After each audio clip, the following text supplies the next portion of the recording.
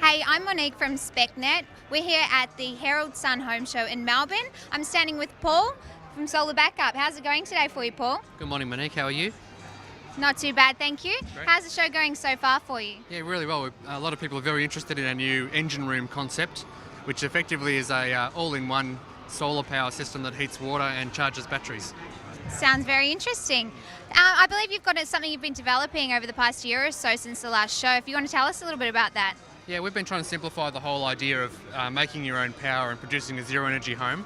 We thought that people don't like paying gas bills, they don't like paying electricity bills, and the future is electric cars, so we thought the only real solution is to make a whole lot of electricity and then decide how to use it within a house. So maybe I'll explain a little bit how it works. Yeah?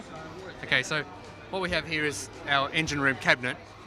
The solar panels come in here and they feed into the inverter, and it uses the power to create normal grid power, which powers a normal house. The difference is that we have a little sensor that is connected to the smart meter to outsmart it. So we keep watching the power on the smart meter and decide when we should charge the battery or discharge the battery to stop the meter turning. If you have one of those old analog disc meters, the meter just vibrates like this because it can't turn forward and it can't turn backwards. So the power companies they love us. They don't get to charge us. Okay, but after we fill the battery up and we've got no more uses for the house to use the power, we can use this little miniature computer here to turn on different loads. So we might turn on the swimming pool pump, for example, or maybe if you had an electric car, we could tell it to start charging because it's realised the batteries are full and there's no more use for the power. So in many states now they have stopped having these things called feed-in tariffs where they pay you for the power you send back to the grid. So we thought, well, if they're not going to pay you much money for the power, we might as well use it. Then we thought, okay, we need to get rid of all of the appliances that don't use electricity, such as a gas heater, gas hot water, etc. So we looked into all the different technologies that could use electricity so we could start to turn it on with all the spare power. And then we got to the point where we thought, we've got a zero-energy house.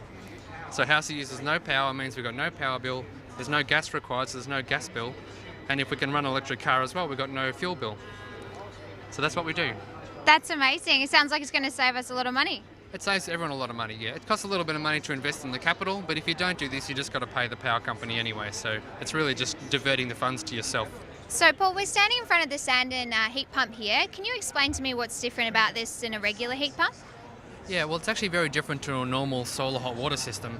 Normally, solar hot water systems have panels on the roof, which actually flood water up through the panel, and they detect when it's hot, and then they pump the water down to the tank. Sometimes they have things called evacuated tubes, which are glass tubes, which work much better when it's cooler, but they're still limited when it's really, really cold and really cloudy. They can't make any heat. So then they have to put an element on in the tank to heat it up like a kettle heats up water, and that uses a lot of energy. So the difference between that type of hot water system and this is a heat pump. It's kind of like an air conditioner running in reverse. So it draws air through this compressor over here, and the compressor pulls heat out of the air and puts it in the tank. So for every 1 kilowatt of electricity that is provided to this heat pump, we can make 4.5 kilowatt hours worth of heat.